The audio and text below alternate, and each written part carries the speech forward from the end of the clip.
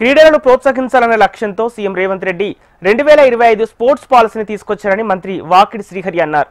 మాజీ ప్రధాని రాహుల్ గాంధీ జయంతి సందర్భంగా ఓమ్ని ఆసుపత్రి నుంచి ఇండోర్ స్టేడియం వరకు రాజీవ్ గాంధీ ఖేల్ ఉత్సవ 3K రన్వే కార్యక్రమాన్ని నిర్వహించారు. ఈ కార్యక్రమంలో మంత్రి వాకిడి శ్రీహరి పాల్గొన్నారు.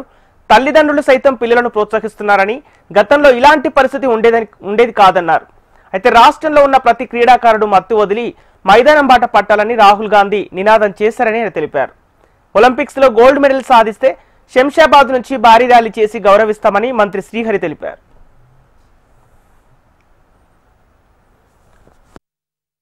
ఒక్కసారి ఊహించుకోండి, 4,500 కిలోమీటర్లు నడవగలుగుతామా?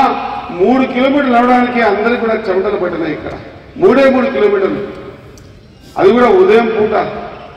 అటువంటి సంకల్పాలు కలిగినటువంటి కుటుంబం, ఆ కుటుంబంకి మనం ఏమిచ్చినా రుణం తీర్చుకో.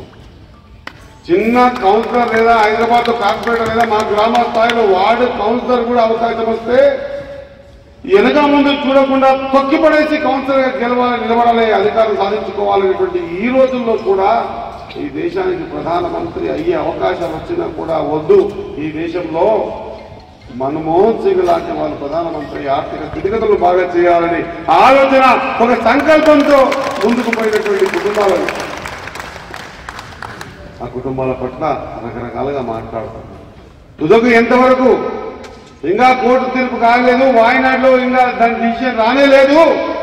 ఆ వాయినాడు డిసిషన్ రాకన్నా ముందే ఇంట్లో ఉన్నటువంటి రాహుల్ గాంధీ గారిని తీసి బయటికి ఎక్కిపడేసి నడి బజార్లు నిలబెట్టి ఇల్లు ఖాళీ చేసినటువంటి సందర్భం.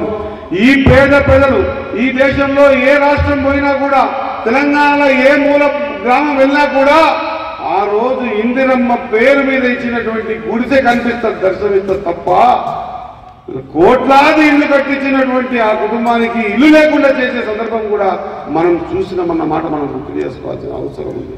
ఇది కోల్పోతున్నాం. నా బాధ ఏంటంటే ఇది మర్చిపోతా ఉన్నాం, మనం మనలో పడేస్తా ఉన్నారు.